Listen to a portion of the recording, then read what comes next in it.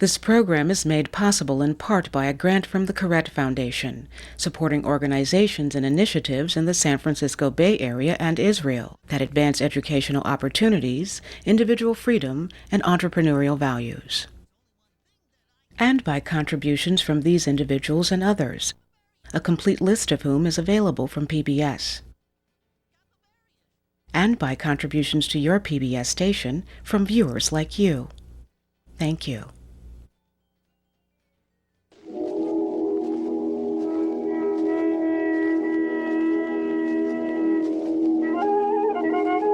Once there was a Yiddish world.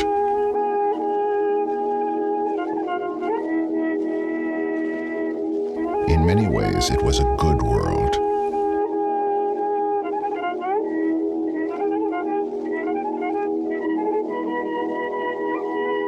And in many ways, a hard world.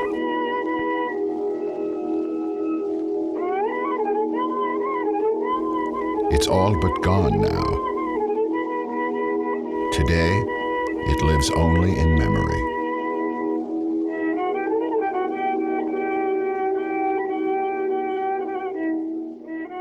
There was so much Jewish life, all kinds of organizations and schools and theaters and papers and books. It's unreal. It's unreal that all this could have just disappeared like nothing, like it never existed, It was a Jewish life unbelievable. You can still read old Jewish newspapers and you can see that this was really a Jewish life. Maybe even more than you see today in Israel. The language of Yiddish was what tied the majority of Jews in Eastern Europe together, more than our often divided politics or the wide variance in our piety. It was our most unifying feature. What we're referring to is a civilization that existed in these vast areas that today we use a shorthand and call Eastern Europe. Specifically, if you were looking at the area today, it's where the following nation states are located: Poland, Lithuania, Belarus, Ukraine, Slovakia, northern Romania, and parts of Hungary. Although the borders changed many times, most of this area makes up the territories acquired in the late 18th century by the Russian Tsars, which came to be known as the Pale of Settlement. The Tsars confined nearly all Jews in the Russian Empire to the lands within the region's borders. But we had not always been there. We'd actually moved to this region centuries before, when others had decided we were no longer welcome. Substantial numbers of Jews begin to come in the area of Poland, Lithuania, beginning in the 15th and 16th centuries. Jews are being pushed out of much of Western and Central Europe, expelled from England in the end of the 13th century, expelled from large parts of France, expelled from large areas of what comes to later be known as Germany. And increasingly large numbers of Jews are moving eastward, encouraged by immeasurably greater economic opportunities. By the end of the 19th century, there were millions of us in this region that many called Yiddish land because of the pervasiveness of our language and culture. For hundreds of years, roughly until from 1850 to 1900, roughly, the locus of Jewish life, the most characteristic way it was lived, was in the small towns. That's not to say that Jews didn't live in the old medieval cities, and it's not to say that some Jews didn't live in the countryside among the peasants. But the most characteristic way was in the small towns, in other words, in the shtetl. We are both from the same Oshmane, from the same town. Yeah, from the same shtetl. We were neighbors, as a matter of fact. And we went to the same school. At one time. Right. Shtetls are very different. But if you're going to take a shtetl as an ideal type, you're going to have a big Catholic church. Then you would have the marketplace, a big space in the middle of the shtetl. The shtetl was not a village. It was a little city. You would have streets and streets around the market, populated mainly by Jews. You would have basic Jewish institutions that you need for a communal life. We lived in Shumsk, which was that was a real shtetl. It was very, very small. I don't know how many Jews they had there, but the sidewalks were out of wood, and it was truly like a glorified large village. The Yiddish, you say a shtetl. You gotta let you hear shtetl.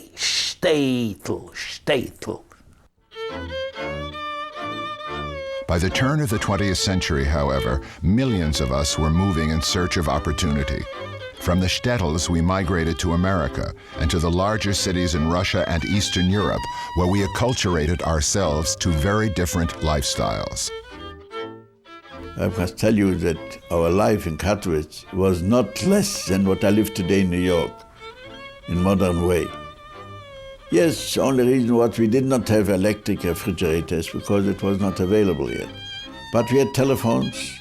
My father had 2 cars, and all together. So don't think that we were like they show you somewhere Tevye in the movies. Far from that.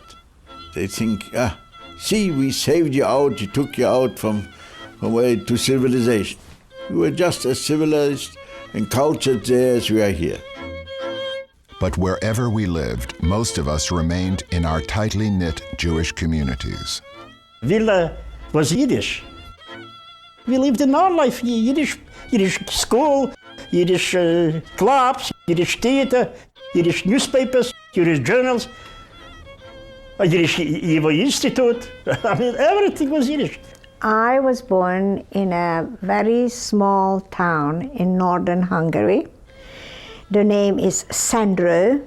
It was a very poor community on the whole. And in this small community, there were 40 Jewish families.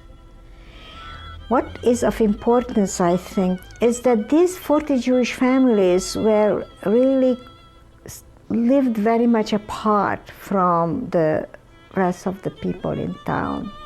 It's fair to say that despite the fractious nature of East European Jewish life, until well into the second decade of the 20th century, the vast majority of East European Jews adhere to a traditional Jewish lifestyle. The vast majority of Jews believed more or less in a common theology. The vast majority of East European Jews lived within a world where not only were they seen by others as Jews, but they saw themselves as Jews, and first and foremost as Jews. For boys, it was a life that often began with Jewish learning in the cheder, the schoolhouse. Every child was educated. When we were young, we didn't appreciate it. Used to be in public school till 1 o'clock. 1 o'clock used to go in cheder. We learned in cheder Hebrew, Yiddish, you know. It was a big job. We used to sit till 8, 9 o'clock at night. We used to go home with our lantern, with a candle. Go home, and you couldn't complain. That was the system. There's a ritualized ceremony whereby a Jewish male actually enters the cheder. And typically, the child is actually given letters of the alphabet to eat, sweetened letters to eat and imbibe, and in this way introduced to the sweetness of knowledge from the very moment that he's toilet trained. The cheder was where we studied Jewish subjects exclusively, from learning Hebrew to understanding the Torah, the first 5 books of the Bible. Some of us would also learn from the Talmud, the oral law. It was a massive job. We have 613 law mitzvahs. There's 248 that you allowed to do that you should do, like have Shabbos, blow shofar, go to shul 3 times a day, and there are 365 that you're not supposed to do, that are prohibited. For example, we're forbidden to ride or cook on the Sabbath, and we're forbidden to eat bread during Passover. What the Cheder encourages, basically cultivates, is a literate Jewish life. It inculcates into every Jewish male an ability to follow prayers, not necessarily to lead them, and an ability to follow the reading of the Bible, the Torah, in the synagogue on the Sabbath. Which means that rudimentary literacy is a common trait of Jewish males who spend the years from the age of 3 or so until the age of 9 in a room where they sit by and large for 10 to 12 hours a day and they learn. We didn't have time to play. They didn't let us. In other words, it was so important to learn that I went to school until about 2 o'clock, and I would go to Cheder from there. Then I came home and studied. So it's kind of hard for us to grow and get tall, if you know what I mean. We were cramped in 2 rooms where 45 boys or 50 boys. The Rebbe, the teacher, had a stick in his hand, which today is not anymore permitted or customary, whatever it is. And I remember it very well. It was the old, not so pedagogic style that you learned, but it worked. Still, I must say, when I was 6 years old, I knew how to read, and I knew Chumash, and I knew to daven. So I would say that the Cheder accomplished what it was supposed to accomplish.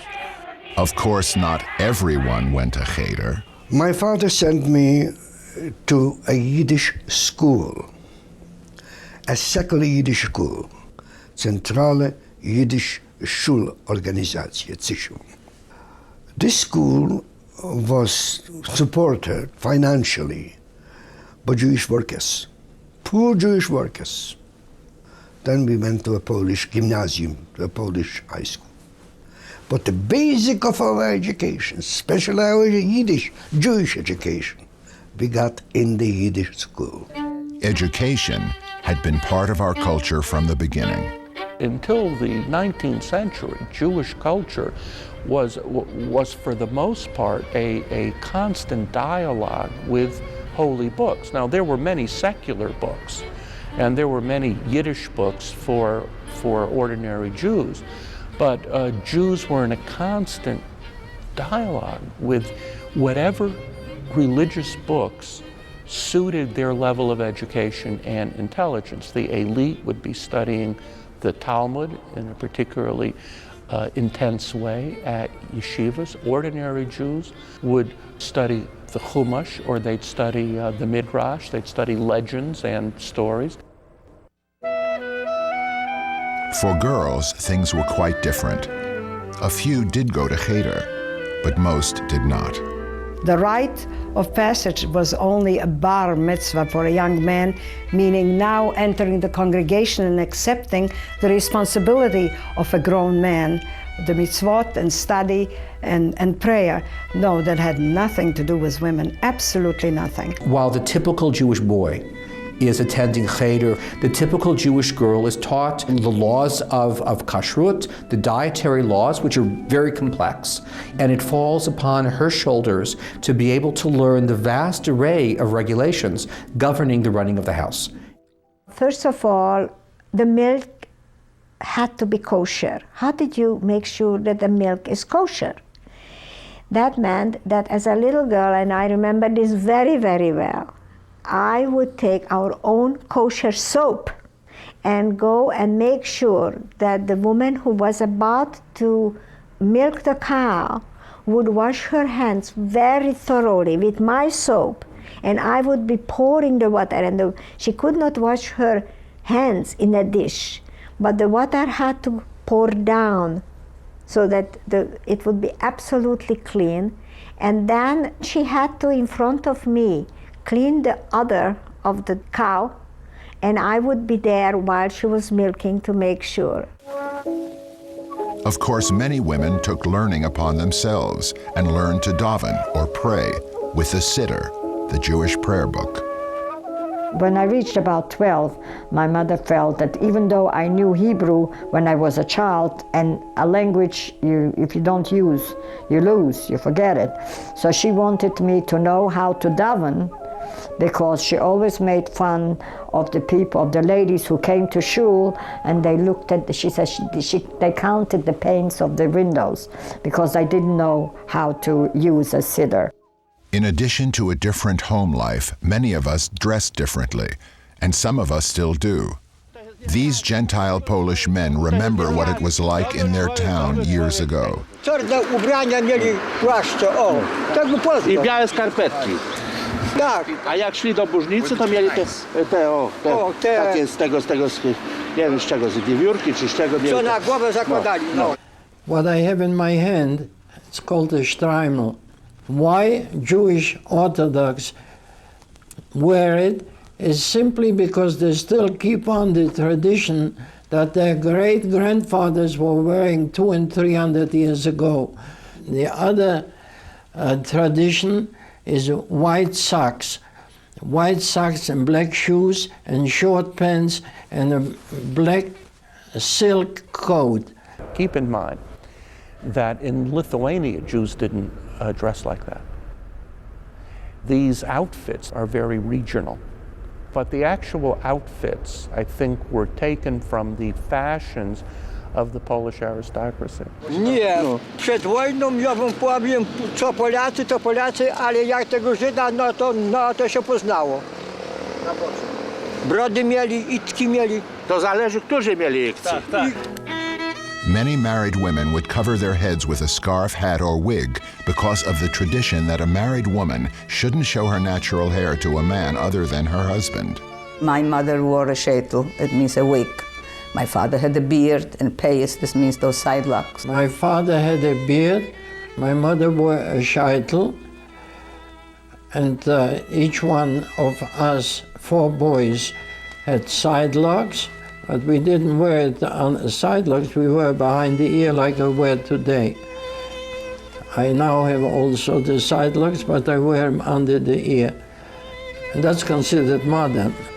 You see, the Jews insisted both on they want to have their own clothes, not to change their clothes. The rabbis thought that to preserve Jewish law and Jewish tradition, you have to be different. Otherwise, you'll be assimilated and you'll be lost, which is the truth. That's why they wear a beard. Why the beard? The beard is you should be different.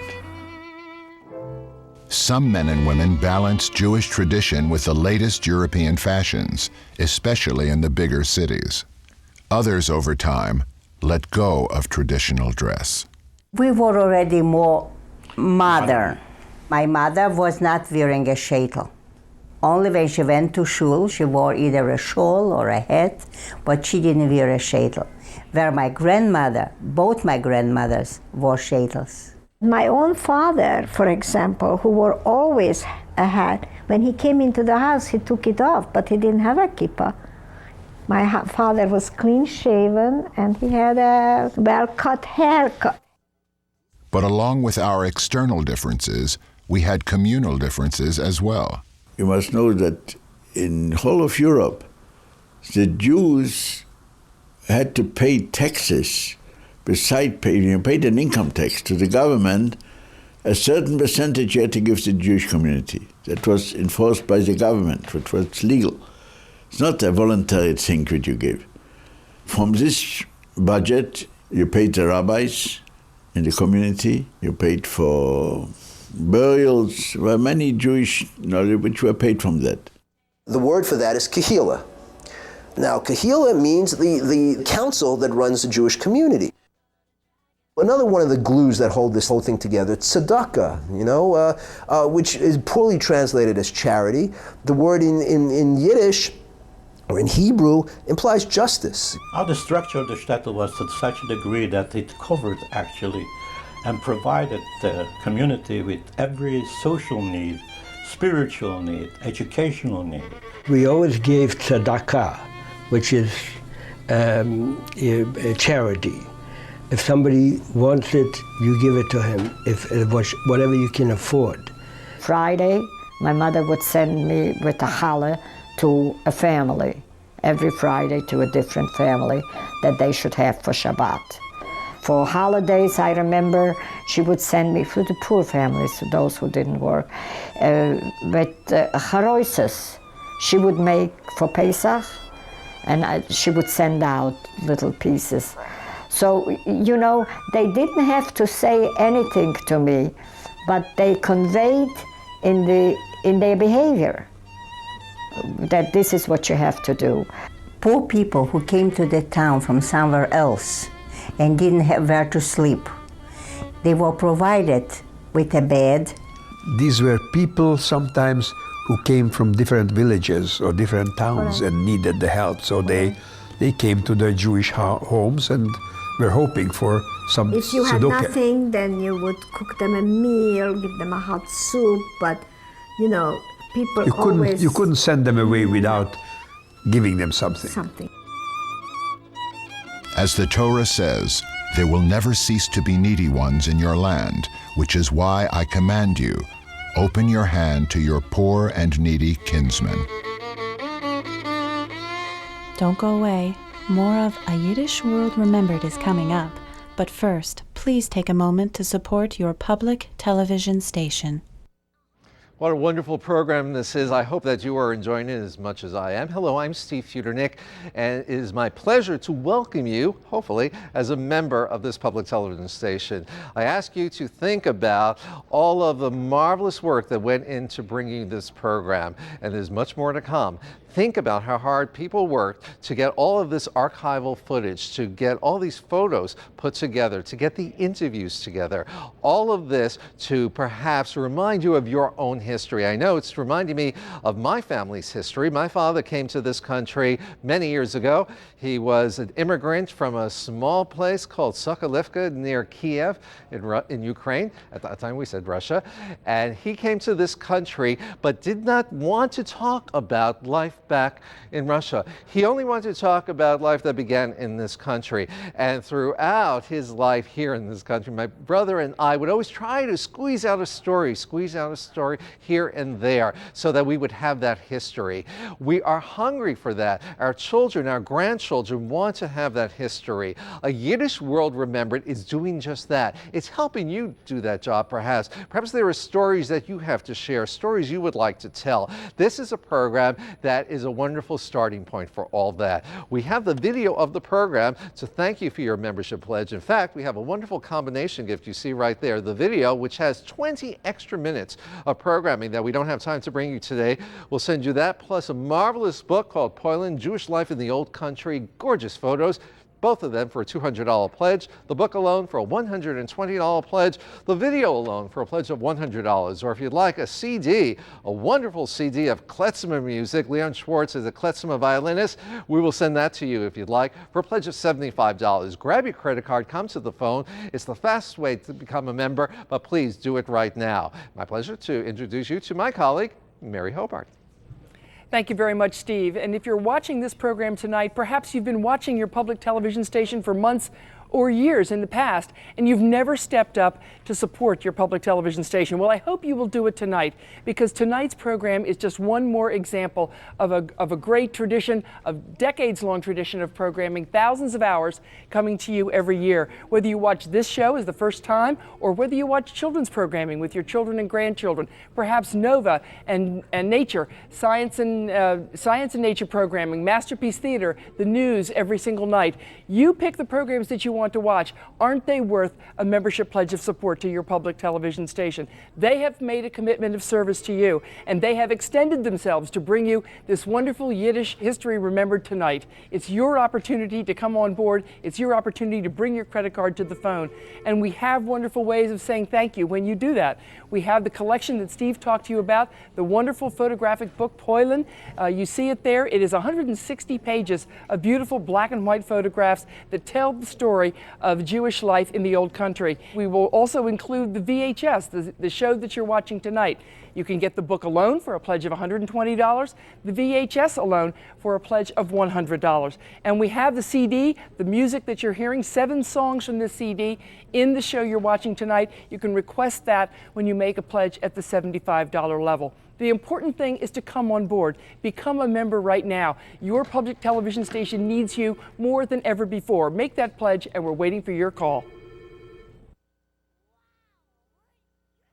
It's so very important to have some help, some assistance in sharing our history with our children and our grandchildren. You hear a lot about oral histories, about people doing interviews with folks in this country about perhaps their life starting many years ago in America, but you hear very little about documenting the past, the Yiddish past from Europe. And that's because the stories are very often very painful ones, and that people understandably don't want to rehash them. But it is our history. As they say, you can't know where you're going unless you know where you came from. That is what a Yiddish World Remembered can do for your children and your grandchildren. I know that this is a program that will be of great value to me for my children, because they have heard some of these stories, and of course every generation the stories get watered down a little more. They're told a little less frequently. Here's an opportunity to watch a television program with your children, with your grandchildren, and to talk about it, to have that be a departure point. Here's a chance to do something that will bond you with your family and give them an education as well. You can do that with the video of the program. We would love to send it to you to thank you for a pledge of $100. It has 20 extra minutes of programming, 20 extra minutes that we just don't have time to bring you today. It is a wonderful way for you to share all that wonderful history and the painful history as well with your family. Call right now, make that membership pledge, and do whatever you can to make programming like this possible. The book we had show you earlier, you see right there, Poland, A Jewish Life in the Old Country, that is available as well, that for a pledge of $120. And many of the photos from the book have been used in the program. Lots of choices for you. We hope you won't consider it a choice whether or not to call. We hope that you will go to your telephone right now and say, yes, here is my membership pledge. I want to be part of all of this wonderful stuff. And we have a rare and wonderful opportunity to talk to the producer of the program that you're watching right now, Andrew Goldberg. Andrew, welcome. Thank you. Glad to have you with us tonight. And this is a real extraordinary treat for all of us to have you here. Very briefly, when you started this project, what was it that inspired you to tackle this? This came from discussions with my grandmother, who grew up in a home where they spoke only Yiddish. And I realized that my life here in the United States was so different from what she knew. And the more she would talk to me, the more I would learn. I realized that people my generation and older than me don't know anything about where we all come from. And this was an opportunity to sort of bring the past to the present and educate and sort of bring the Jewish soul into today's assimilated, secular American society, that could get a feeling of what life was like.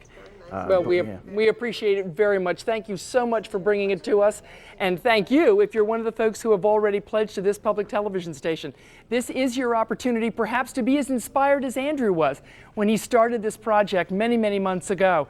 This is your station for education and for inspiration. And now we're asking you to go to your telephone and make a pledge of support to this public television station. Get your credit card out of your pocket and bring it to the phone and make that pledge. We have wonderful ways of saying thank you. We have the set of the book and the video that we've told you about. There you see it at the $200 level. We have the book alone at the $120 level. And of course the video of the program that you're watching tonight, plus 20 minutes or more of extra footage that Andrew is going to wrap into that for you that you're not going to see tonight. A true value. And of course the CD, the Leon Schwartz CD that has 23 cuts on it, yours for a pledge of $75. 7 of those songs you are hearing in the show that you're watching right now. This is an extraordinary broadcast. It is your opportunity to step up and support your public television station as never before. If you've missed the opportunity, if you've been procrastinating, put it off no longer. This is your station. Take it seriously and make that call. Thank you.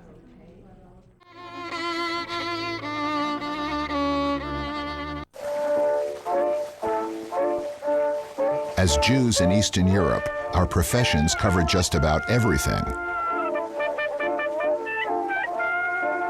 From shoemakers, to doctors, to small business owners, from factory workers, to tailors, to pushcart owners, from butchers, to musicians, to rabbis.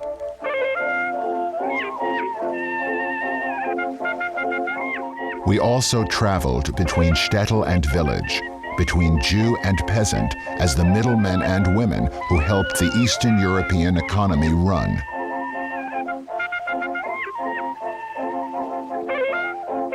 Sadly, most of us were terribly poor, although a few of us were very successful. These houses that today are government buildings in Kiev were once owned by wealthy Jewish families. But no matter how rich or poor we were, there was still anti-Semitism. In fact, over the course of the 19th century, and later with the creation of the Polish state following the First World War, anti-Semitism began to intrude upon our daily lives as an awful, ominous fact of life. At times, there were violent eruptions, murder, looting, raping, and maiming. These were given a special name, pogroms. Many of these were committed by Cossacks, who were former nomads from Russia. This recently discovered film is from the aftermath of a series of pogroms that occurred between 1919 and 1920. The words of the famous Hebrew poet, Chaim Nachman Bialik, perhaps best represent the sentiments of many of the Jewish people during those difficult years. Arise and go now to the city of slaughter. Behold, on tree, on stone, on fence, on mural clay, the spattered blood of our dead. The open mouths of such wounds that no mending shall ever mend, nor healing ever heal. Their silence whimpers, and it is their eyes which cry, "Wherefore, O Lord, and why?"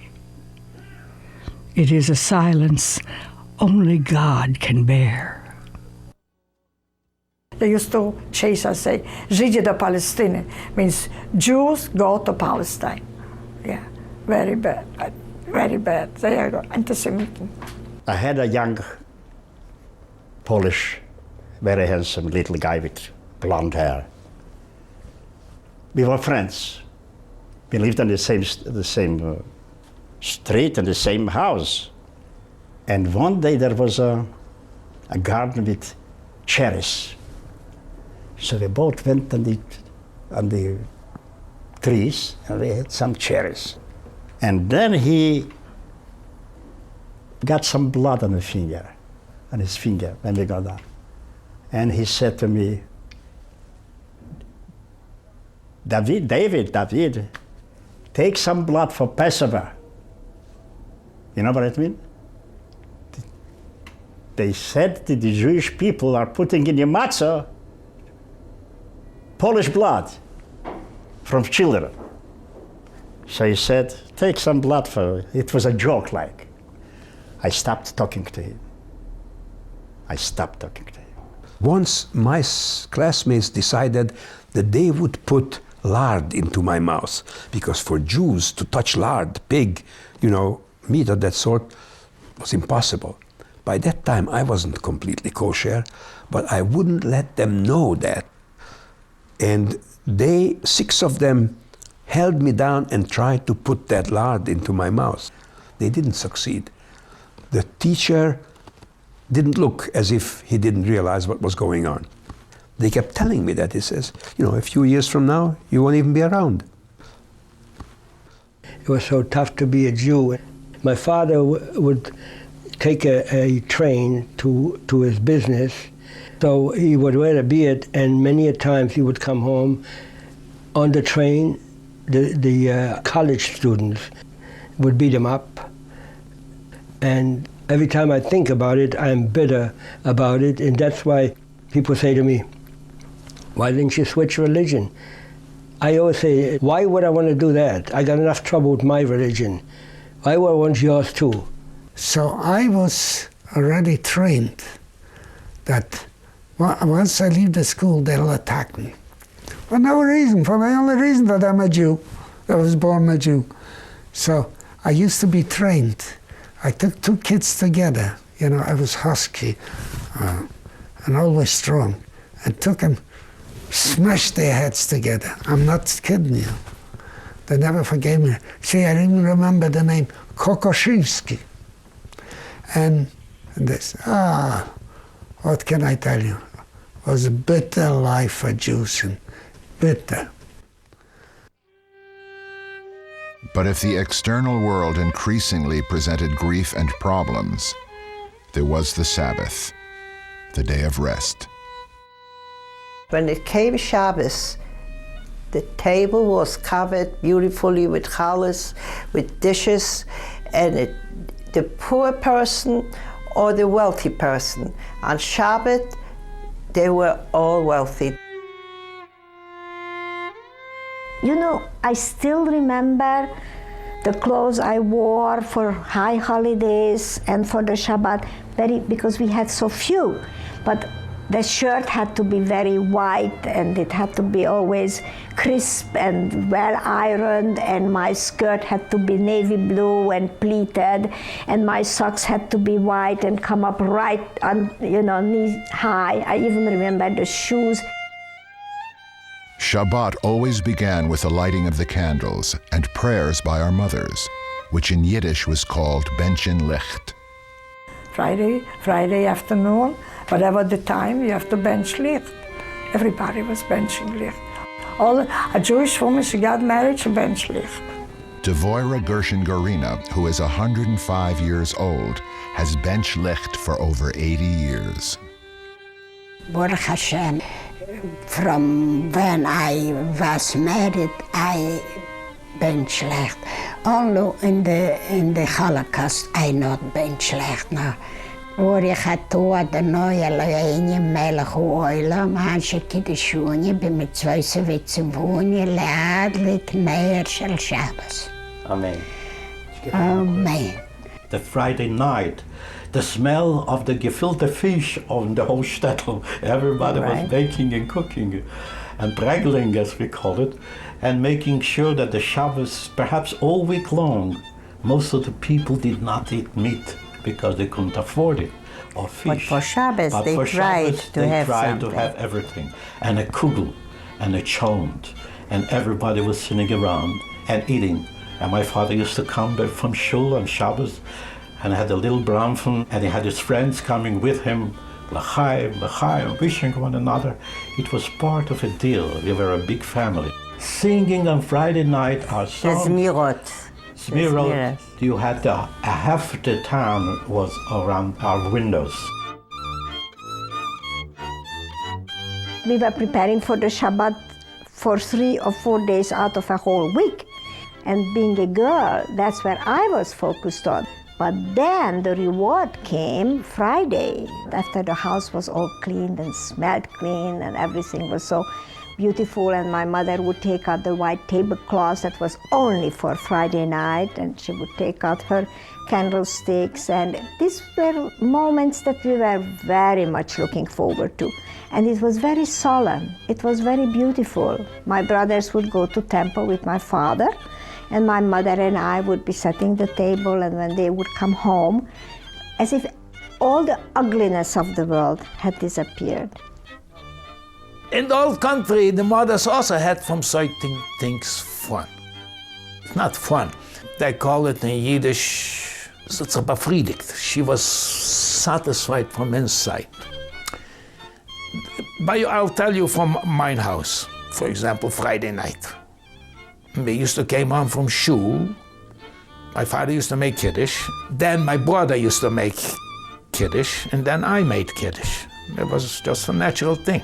So sometimes, till my brother, till he got up, I stood up and I made Kiddush. I beat my brother to it. Now, by doing this, I must tell you, I can never forget looking at my mother's eyes. I can never forget this. I don't think if Rockefeller is so happy with his forever youngs, then seeing my mother's eyes, how happy she looked at me, that I made a Kiddush.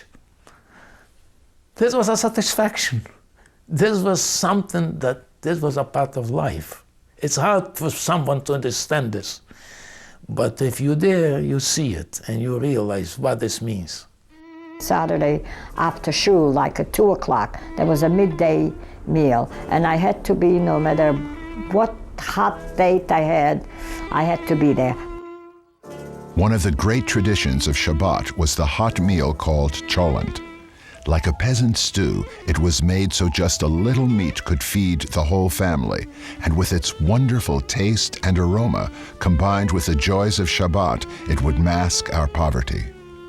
Since Shabbos we couldn't eat anything hot. Everything was from Friday night already cold, the fish and the meat and whatever. So for Shabbos, my mother used to make a cholent. She used to put meat and potatoes, and they used to beans, and they used to put it in a big oven by the baker, in the bakery. They used to put it before Shabbos. Everybody went with the pots were covered with paper, then with a string, and we put on the name, and Friday afternoon you could see a whole town was going to the bakers. And then they used to pick it up on Shabbos. And some people didn't remember what kind of pot it was. So this one used to say, "This is my pot," and the other one said, "No, this is my pot." This was a really comedy hour after the davening. It was delicious. I'm telling you, it was delicious. I would have it now. I would have it not cholent. And let's not forget who made the cholent. My mother was a tzaddikus. You know, it was a righteous woman. That was my mother. Yeah. Like, took care of the children. It was a hard life. The children have to go to school in the mornings, or she was late at night washing the clothes and ironing. And she was, you know, doing your cooking. And for Shabbos, she was preparing. A Yiddish mom is a woman who will give everything for her children. My mother did work every day that I don't think that a machine can do that work today. I really mean it. I really mean it. She didn't have to go to places for exercise. You understand? There was no use. She exercised. Then my mother had to bake twice a week. It wasn't such thing as a Yiddish Frau, a Yiddish woman will go shopping for bread. I mean, that was behind dignity, like, you know, do you want a balabusta? A balabusta is a woman who could keep 6 dishes going on the stove at once, exchange curses with her neighbor if her neighbor is impudent, keep the business going, do the books for her husband. She's a superwoman. Nobody can compete with my mother. They used, when they want to say something, keiner kann nicht backen als Rivke. That nobody can bake like Rivke, and nobody can cook like Rivke. And the other wives, probably the sister-in-laws, they were a little bit jealous. I don't know how to call it in English. Kartoffelkloiskelech, kopitkelech. Kloiskelech, kopitkelech, superlach machines. Nobody can do it except my mother. The other Yiddish mamas also did. It was wonderful. My mother used to make such wonderful gefilte fish. When I think of it, it was just wonderful. Even non-Jewish people love gefilte fish, and I would say they love kegel.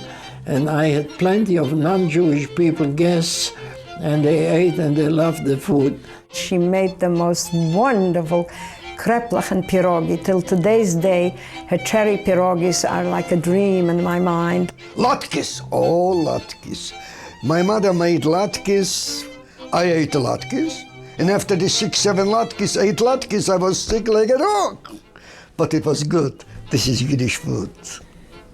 My favorite food is herring and potatoes. I loved it all through the years. Well, my favorite food happened to be chocolate milk and cake. We made chicken soup, and the chicken soup wasn't exactly all chicken. because you would need a lot of chicken to make a good chicken soup, and you couldn't afford it. We would also use beef bones that were cheap, and they gave you a lot of soup. And it's very interesting that nowadays I do make a very, very good chicken soup, and I can afford to buy lots of good chicken to make it. Listen, I love the cooking.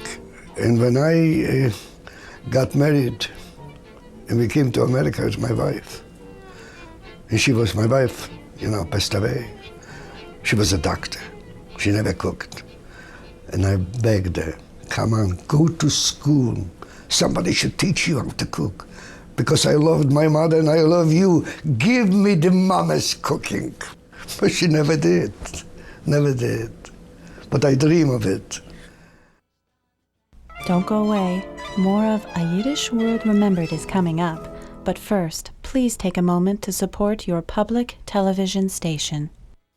There is much more to come in the Yiddish World Remembered. Hello again, I'm Steve Futernick, and I hope that you will tell us how much you're enjoying the program by making a membership pledge right now to your public television station. Just call the number on your screen and pick an amount and say, yes, I am enjoying this program so very much. I want to do something to make more programs like this possible. Here is my pledge.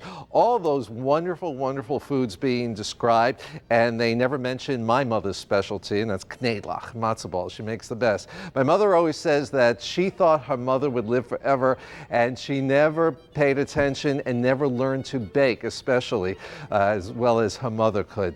And we are reminded of how important all these foods are and the memories that they evoke. Think about how touching it is, the gentleman in the program who talked about looking in his mother's eyes when he made Kiddush and seeing the satisfaction, the nachas that she felt by watching him do that. And even now that he's an older man, he still is brought to tears with that memory.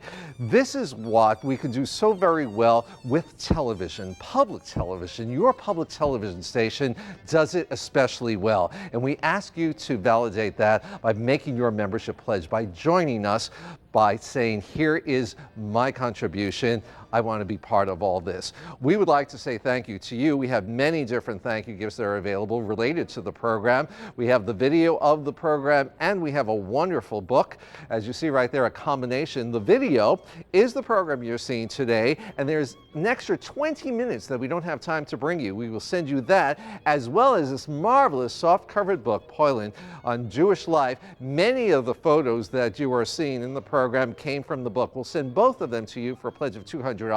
The book alone for $120, or the video alone for a pledge of $100. And we also have a marvelous CD of klezmer music. You could have that if you would prefer for a pledge of $75. A lot of the music that you're hearing in the program is on this CD. Whatever the choice is, I hope that you will say it's the program that makes a difference to me. If we are touching your heart, if we are bringing back a memory, if we are telling you something perhaps that you did not know before, then we are doing our job. That's what we do every single day as public television. What we're asking you is to join us in this process, because it's not a one-way street. It is a marvelous combination, a partnership between the people like you who enjoy the programming and those of us who know how to bring them to you. The single most important way for us to deliver those programs is with the membership support that you provide. And that is why today we're giving you that opportunity. Grab your credit card, pick an amount, and call the number on your screen. Going back to my pal, Mary Hobart. Mary. Thanks very much, Steve. And we are here again with the producer of the program you're watching right now, Andrew Goldberg. Andrew, welcome once again. Thank you. Now, when you made this unforgettable journey, you decided to bring this to public television. Why? I don't think there's another outlet. I mean, this certainly wouldn't appear on the network. It just isn't the kind of thing that would have that would fit with our program schedule. I think public television is the only place that would really be that a show like this could find a home and be treated properly. And when you took this journey, you told me that we know that there were some images in the last segment that had never been seen before. How difficult was it to find that footage? Yeah, you know, my grandmother had always told me stories about our family and how the Cossacks would come, and these terrible stories about pogroms. And so we searched all through the Ukraine and actually found this video of this aftermath and video of Cossacks. I mean, no one's ever seen any of this before. None of this has ever been shown. We dug it out of these archives and put it in the show. And so the months that you put this together, tell me very briefly, What did you learn, Andrew Goldberg, from making this show? Boy, you know, that's it's been a tremendous inner journey. I mean, I think there's so much more there than just you know, bagels. I mean, there's Torah, and there's Yiddish, and there's culture and history and survival, and it was like a chance to peer into that deeper than just reading about it or hearing about it. I mean, I got a chance to really explore it. That's wonderful. Thank you for joining us, and thank you for tuning in and watching A Yiddish World Remembered. There is much more coming up, and we want you to stay with us. More than that, we want you to help us support programs like this so that producers like Andrew Goldberg, when they have an opportunity, will be able to make those programs for you. So please, call this public television station right now with your pledge of support. It takes just 1 minute to become part of your public television station, just 1 minute. And the return you get on that 1 minute that you spend is going to be with you for a full year, the entire year of your membership. We're asking you to tell us if this marvelous program, A Yiddish World Remembered, is the important kind of programming for you. You know, this is not the kind of programming that you're going to see on a commercial network. And quite honestly, it's because it's not going to draw the biggest possible audience. And that's the economics of commercial television. We understand that. But it's public television that says there should be a place somewhere on that television dial. When you have all those choices, there should be some place where you could see something about a Yiddish past, where you could learn something about what life was like back in the shtetls, in Poland, in Russia, in the Ukraine. Here at your public television station, we have made that space available. But we're asking you to tell us that you want to be part of it and that you're willing to step forward and do your part to make your pledge, because that is the way we are able to make it happen. If you could make a pledge of $100, we have the video of the program. This is the program you are watching today, and it's even more than that because we have an extra 20 minutes we don't have time to bring you. You will have all of this marvelous, marvelous footage, this archival footage, all of this wonderful narration by Elliott Gould. It will be yours so that you could watch it over and over again, but perhaps more importantly, so that you can enjoy it and share it with children and grandchildren. It will live for generations to come. It is so important, as we say, to never forget, to always remember, to know what our past is, to cherish it, and to pass it down generation to generation. This is what we are doing today. This is what your public television station is doing by giving you the program. We ask you to do your part by going to your telephone right now, picking a level, and making your membership pledge. And when we make programs like this, why do we do it? What is the reason why these programs are so important? Well, they strike a chord in all of us. They create a sense of humanity that might be missing from our lives, things we haven't really thought about in the past.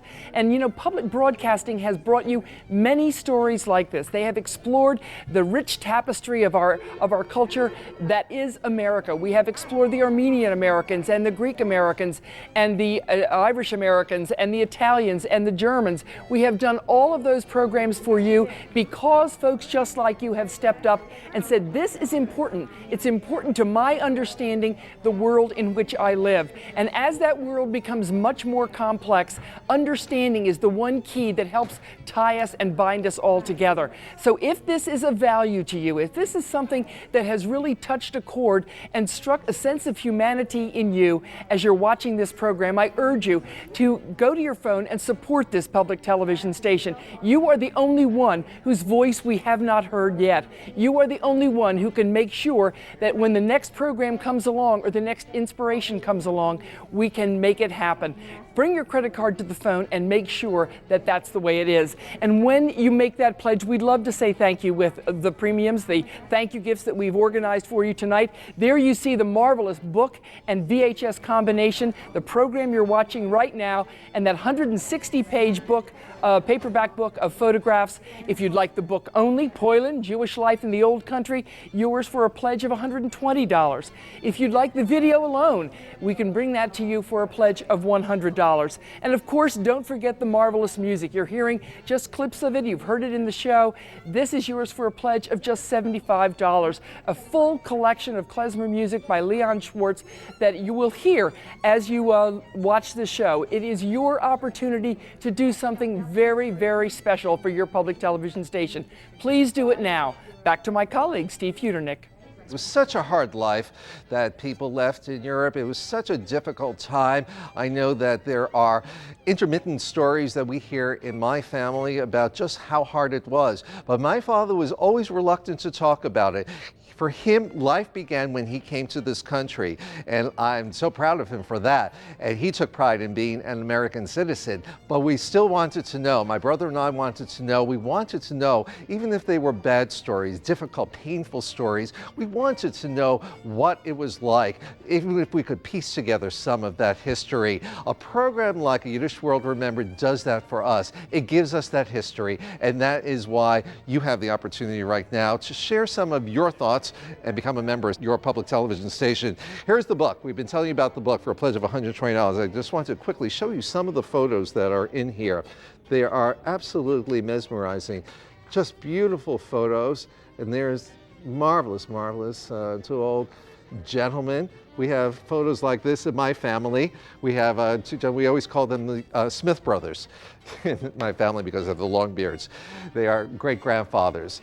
If you are enjoying the program, if it's bringing a tear to your eye, if you are remembering your own personal history, or perhaps remembering stories that your own father or mother or grandparent told you, then tell us that we have done the right job. You will tell us that by making that membership pledge. This is the way we continue. This is the way we go forward. And when life gets more and more complicated and more high tech, there should be at least one place where you could look back, look at history, look at personal history, look at the history of us as a people. And that is what Yiddish World is doing. And I hope that you will value that and say, we want more programs like this. Here is my pledge of support.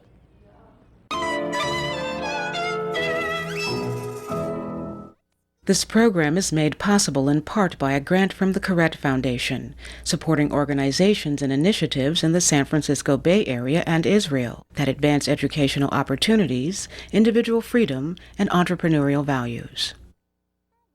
And by contributions from these individuals and others, a complete list of whom is available from PBS. And by contributions to your PBS station from viewers like you. Thank you. As a people in Eastern Europe, many of us were multilingual. But for us, there was no language like Yiddish.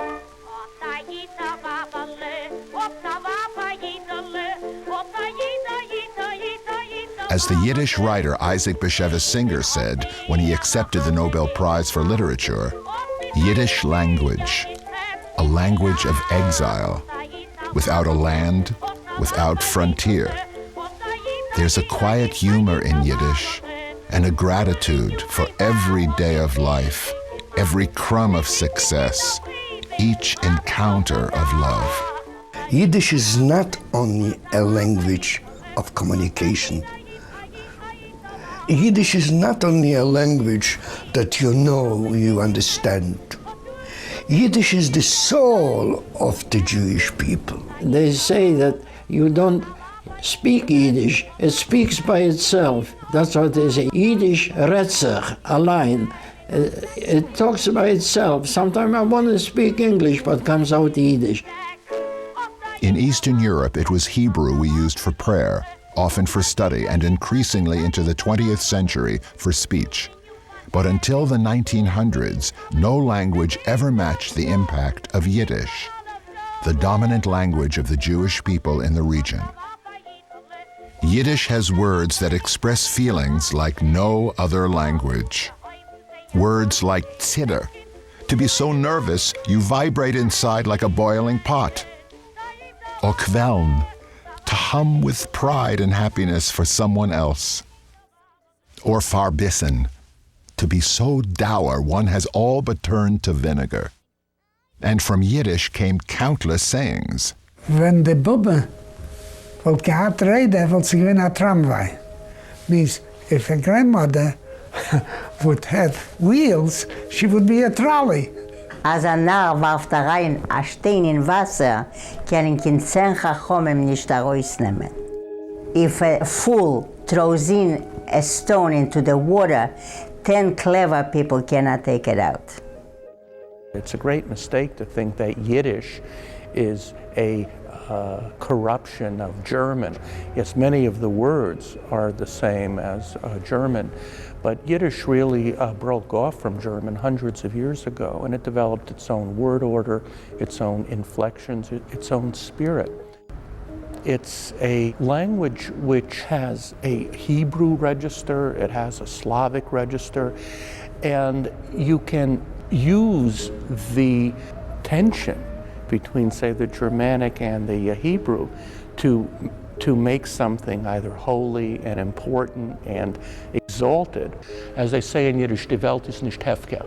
The world is not lawless. You can also use Yiddish to make it not so exalting. So der Husfallen alle Zeo, so chain bleiben auf Zahnweitig. May all your teeth fall out, may one remain as a toothache. In Yiddish, you have all the tzores, all the vetok, or everything which is with hurts. At the same time, all the beautiful things in life, not only in Jewish life, in any life. It goes from your heart. Open your mouth. You say in Yiddish, even if you don't know the language, you feel it. You feel it. When you want to translate something, let's say a joke or whatever, when you translate it, it doesn't come out the same. For instance, they say, Moshe Jökli hat gesagt, als der Teut ist aufgekommen, ist keiner nicht sicher mit dem Leben. Moshe Jökli means a guy came up with a saying that since death was discovered, nobody is secure with his life. Now, can you translate this? No. Yiddish has all the components of a great literature, of a great poetry, of great storytelling, of great novels. It's not only Isaac Bashevis Singer. It's hundreds and hundreds and hundreds of great poets, of novelists, of writers.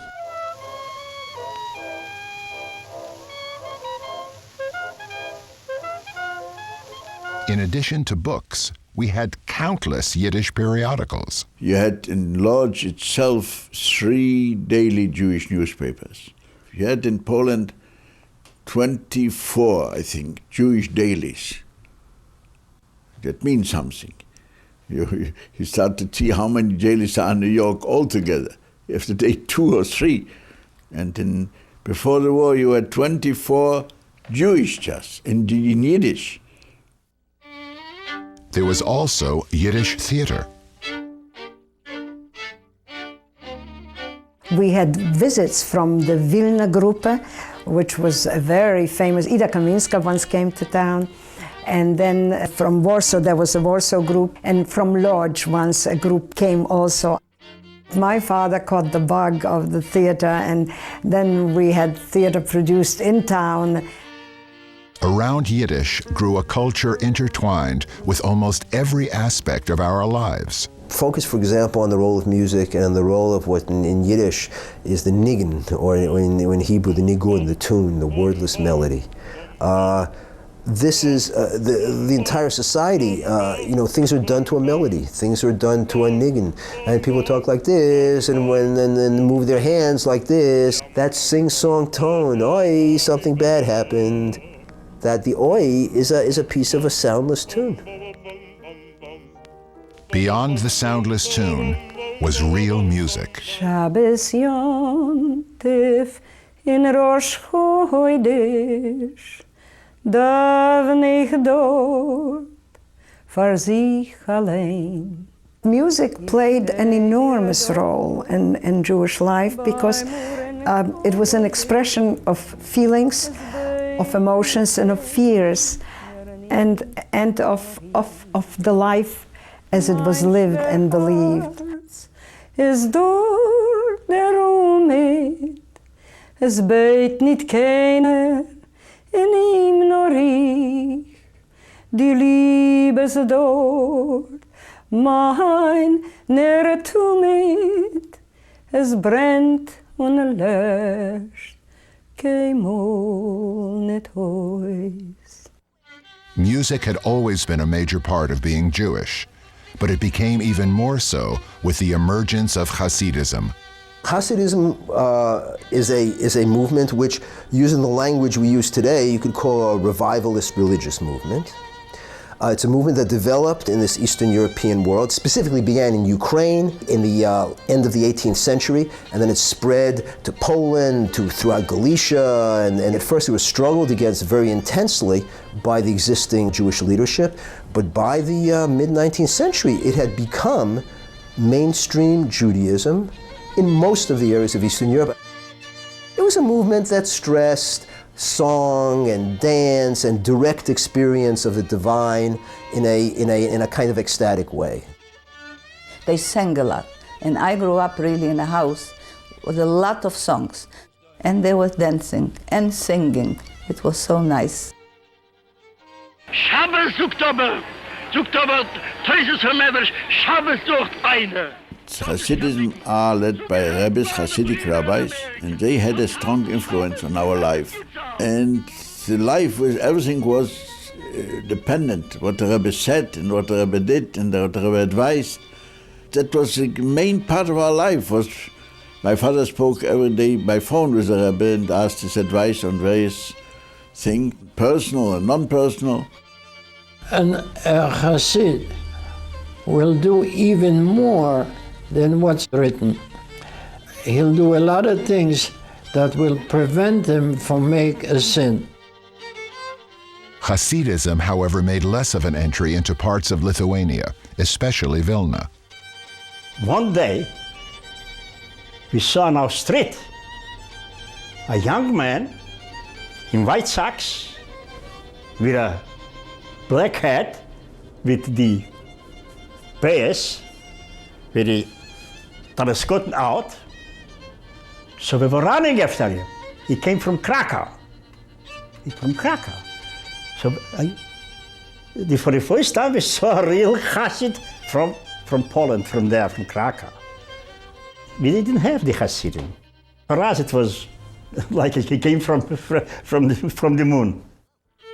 The end of the 19th century, however, brought new secular approaches to Judaism.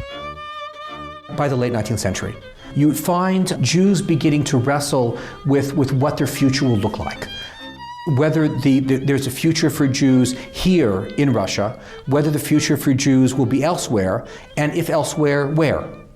So the two most potent ideologies that emerge among young Jews are Jewish socialism and Zionism. Jewish socialism insists, broadly speaking, that the solution for Jewish life will be here, namely in Russia, and through the transformation of Russia into a socialist place. And the Zionist solution is that the Jewish solution will be elsewhere in Palestine.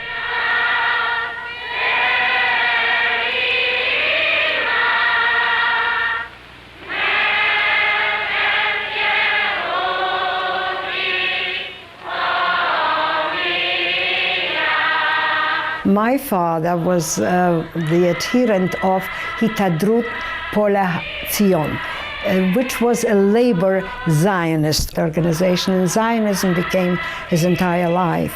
And of course, that was counter my grandfather's wishes because he was a Chassid. My father was a Bundist. He was a Jewish socialist, and he loved to think about, to read about, to talk about, and was fighting for the right of the Jewish people as a peoplehood with their culture, with their language, and was fighting together with the Polish socialist and workers' movement for the liberation and for a new justice society in Poland. We had organization of every persuasion, from left to right. we used to go it's mostly Zionist-oriented, because the situation in Poland was very bad for Jews. Anti-Semitism was terrible, and the youth didn't see any future. So therefore they tried to immigrate to Israel and there build a new community, build a new life. But whatever dreams we had for new or better lives, most Jews in the region, whether secular or religious, never had the chance to realize them. I was playing with the Hasidim, with the Ingelach. And they were singing their songs, and we were singing our songs. We were brothers also with the girls. They didn't play with the girls, but we played with the girls. But this was the picture of Jewish life. Hasidim, secular, but the destiny of our people were the same.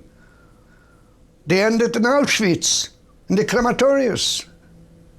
You know, when they went to the last road to the death camps.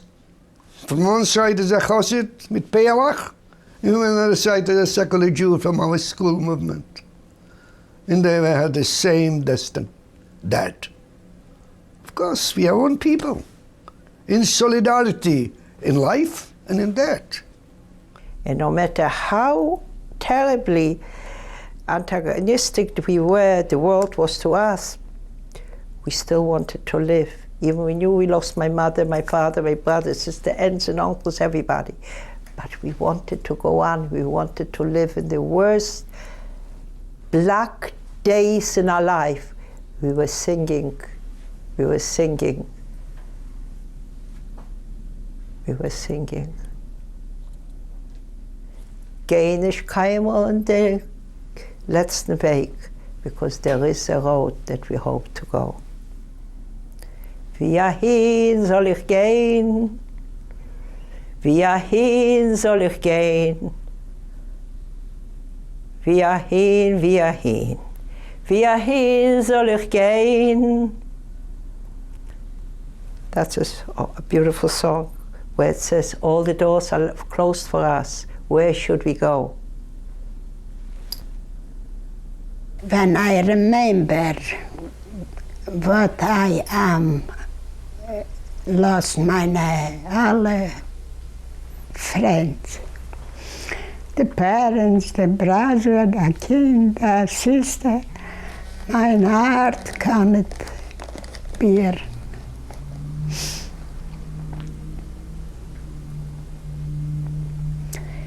Mein heart kann nicht bear it. Mein heart is set very, very mit trouble. Von so viel Zures.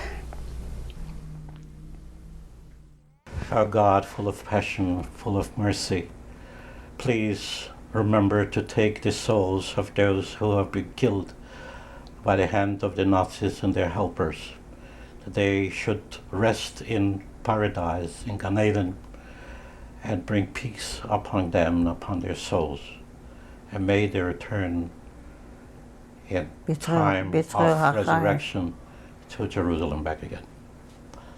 Hail Modarachamim, Shechen, Pameroimim, Ahamtzei, Menuchon Choeno, Tachas Kanfei Hashchino, Bimalois, Kedoshim Utoirim, Mazhirim es Nishmois, Achenu Bnei Yisrael, Be'ir Vashmiana Sheholchu Le'elamon, Bahavu,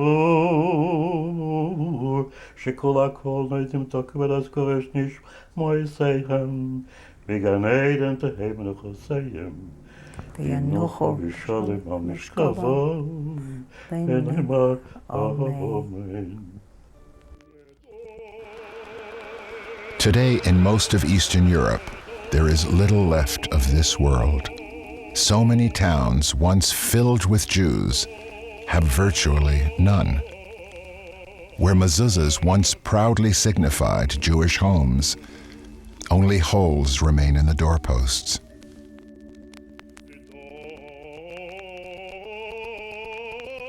synagogues that stood at the center of communities are now factories, government buildings, or ruins.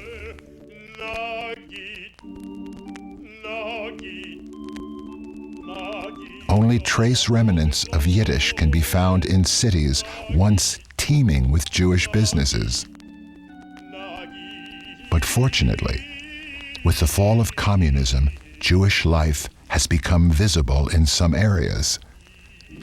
Some synagogues have even reopened. The faintest glimmer of what existed in the past can today be seen, but little more. These women in Ukraine, all of whom grew up in Yiddish homes before the Second World War, say nothing makes them happier than simply being allowed to freely and openly be Jewish once again.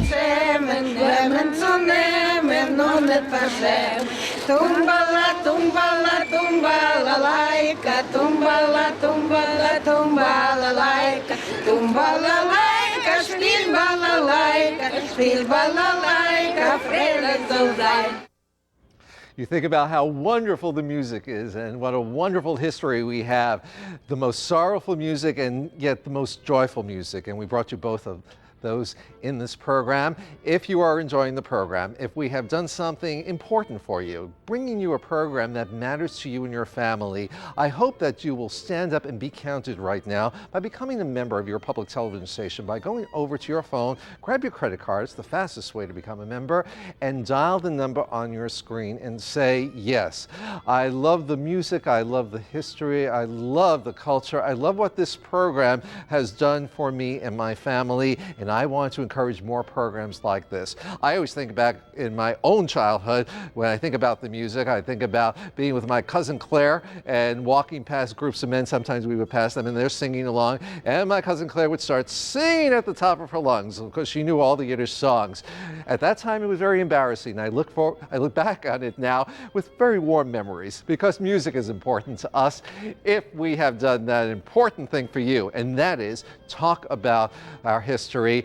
Tell us we have done it and make your membership pledge. A wonderful way to say thank you to you is to send you one of the thank you gifts that we have. You see the combination gift, the video of the program we have brought you, the entire program plus 20 extra minutes, plus the marvelous book, Poland, the marvelous book on Jewish life in Poland. Many of the photos were used in this program. We'll send both of those to you for a pledge of $200. If you'd like the book alone, a $120 pledge will do it. The video alone, a $100 pledge. And speaking of music, we have the wonderful Klezmer Music CD, as you see, from Leon Schwartz. Many of the songs from the CD were used in the program. If you'd like one of those gifts, that's terrific. It's our way of saying thank you to you. But the important thing is that we're going to be able to bring you more programs that you'd like to see. That's what your public television station does. We are responsive to you. We ask you right now to do something very important and direct the future of your public television programming. You can do that. You are empowered to do that right now. If this wonderful program about Jewish history has touched a chord, has brought a tear to your eye, or perhaps a smile to your lips, if you were singing along, Tumbala, Tumbala Lai, then come to the phone right now and share some of the joy, some of the wonderful feeling, and even share a tear with us by making that membership pledge, by saying, yes, I want to be part of public television, my public television station. I want to do what everyone in my community should do, and that is to help pay for the outstanding programs that are made possible here on this station. You are the single most important source of that funding. Today we brought you a program that we thought you'd like to see. If we made the right choice, you will tell us that when you make your membership pledge. And once again, we go to my colleague, Mary Hobart. Mary. Thank you very much, Steve. You know, that support for those thousands of hours of programming is one of the richest traditions in public broadcasting. And this whole idea was started with a crazy thought that grassroots support could be generated for public television by broadcasting programs and then after they're over, coming to you and saying, will you support it? That's kind of a crazy idea, and we don't send you a bill. We don't ask you send the pledge mobile to your house, but we do ask you to step up and make the most generous pledge you can when you've watched a show that has moved you, that has told you a story, that has made something special happen in your heart and in your soul. And if this program has done it tonight, then it is just one more instance of what is very, very special about your public television station. And it doesn't get any better than this. These are the kinds of stories and a rich tradition that public broadcasting has been doing for decades, and they have been doing it on membership support. So if you're not part of the public broadcasting family, then we ask you to join us right now in membership, to dig deep into your pocket, reach out for that cordless phone, and step up to your public television station with your credit card in hand and make the most generous pledge as you can.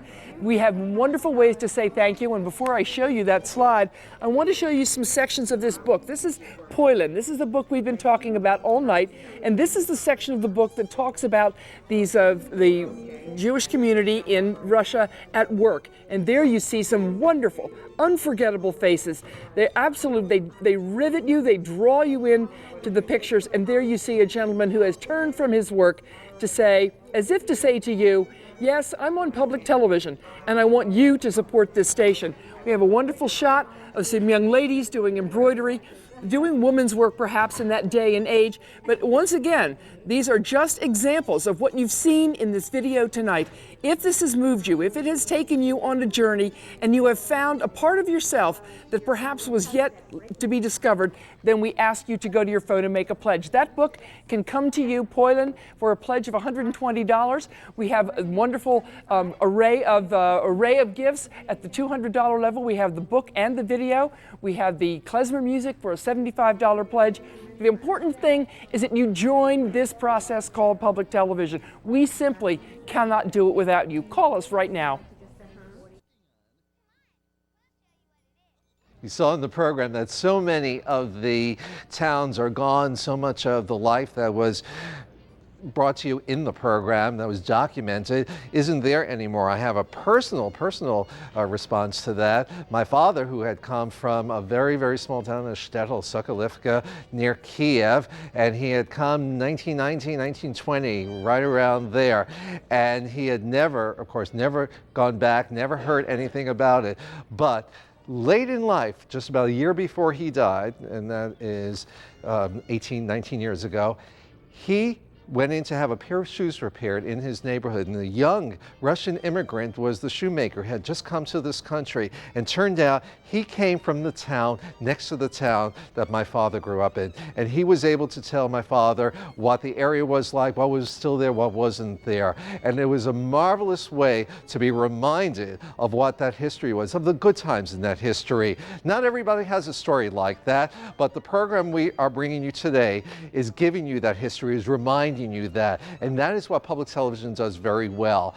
If we are giving you a show that makes a difference to you, if we've given you something that you can share with your children or your grandchildren, if you recognize the fact that a program like this will be in libraries, can go to schools, can be part of Hebrew schools and Sunday schools, and can be shared, it could start conversation and dialogue. It does so much. You make it happen right now. You make all of that happen by going to your telephone and making a membership pledge. Call the number you see right there on your screen. If you'd like to join us at the $100 level of membership, there is the video. This is the program that we have brought you, the entire program, plus 20 extra minutes. A Yiddish World Remembered, narration by Elliott Gould, all those wonderful photos, all that marvelous archival film footage. I don't know where Andrew found all that. We've never seen it, but all of that is captured in that video, and we would be very proud indeed to send that to you, to thank you for your support, and to allow you to relive the experience of this program and to share it with your children. If it matters to you, call the number on your screen. one of the things that public television does better than anything else is creates a real sense of community, and I think we're feeling it during this program tonight. We have seen so many disparate pieces pulled together. Andrew Goldberg has done an outstanding job of telling us the story of Jewish life in Eastern Europe, particularly in Russia. And if that sense of community has inspired you, if it has moved you, if it has brought back just one or two fleeting memories that you thought were gone forever, then isn't it worth a pledge of support to this station? Isn't this your opportunity to let your voice be heard? This is one of those places where you can speak and the station does listen. This is your public television station. It is here because those who have gone before you have made their pledges of membership support. And it really is your personal responsibility to make sure that this station is viable and strong moving forward, entering the digital age and all of the possibilities that expand with it. Now it's your opportunity to make those possibilities real. We can do it with your pledge of support. We hope that you will join us right now in membership. We hope that you will bring your credit card to the phone, and we would love to thank you for your pledge of support. You've seen the gifts before. Let me remind you once again that at the $200 level, we'd love to send you the video of the program you're watching right now, plus the book of Poland, about Poland, Jewish life in the old country, 160 pages of unforgettable photographs. The book alone, yours for a pledge of $120, the VHS alone for your pledge of $100. And of course, there's that wonderful Leon Schwartz CD, 23 full cuts, 7 songs of which were used in the broadcast that you see tonight. It's really your opportunity to let your voice be heard. Call this public television station and make the most generous pledge you can. Steve? Now, Mary, there's such a rich history, cultural history that came from Europe and came over here. We touched on it in the program and talked about, of course, the music. There's also a marvelous, marvelous history of theater, and it came to this country with people like Molly Pecan and Menashe Skolnick and Boris Tomaszewski. That was my nickname when I was a child. All that wonderful, wonderful stuff. And there is a lot of concern that all that's being lost. There's a lot of concern that nobody's documenting that the Yiddish language is being lost. Well, we're so very proud that your public television station thought enough to bring you this program to document at least one part of it. You know, at the University of Massachusetts in Amherst, Massachusetts, they are gathering all this material. They are dedicating themselves to building a library of Yiddish history, of Yiddish culture, of Yiddish language, books, so much literature. This is our history and it should be preserved. It should be shared. You have the opportunity right now to make an investment in a public television station that cares enough about your history, that wants to help you share that history, and that is this station. What we're asking you to do right now is to say, I want to be part of all this. I enjoyed the program. This is my history. I do want to share it, and I want more programs like this. Here is my membership pledge. That is what you do when you call that number on your screen. And if you bring your credit card to the phone, that's the fastest way to do it. Again, the gifts, the thank you gifts from us to you. The program that we brought you, it is the video of the program combined with the book. And the book has marvelous photos. Mary showed you some of those. Many of the photos were used in the program. And the video has 20 extra minutes. We'll send you both of those as a thank you gift for a $200 pledge. The book alone for a pledge of $120, or the video alone for a pledge of $100. Or for a $75 pledge, we have that marvelous, marvelous klezmer music CD. Leon Schwartz, a marvelous klezmer violinist. It's like in a different world. And that has, as I've been saying, my favorite song, Romania, Romania.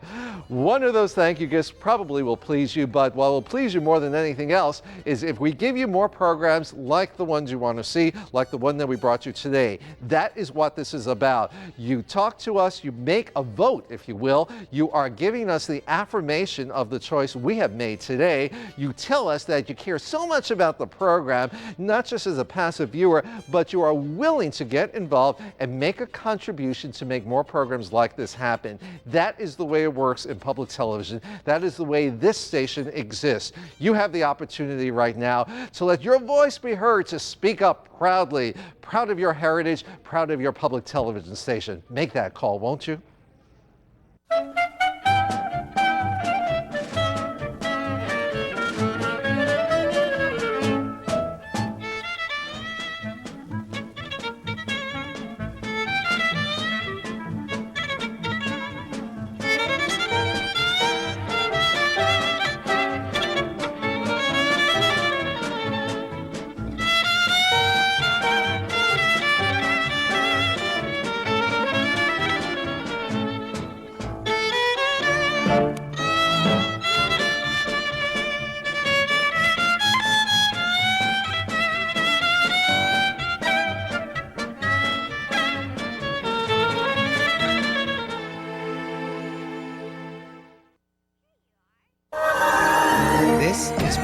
Belarus.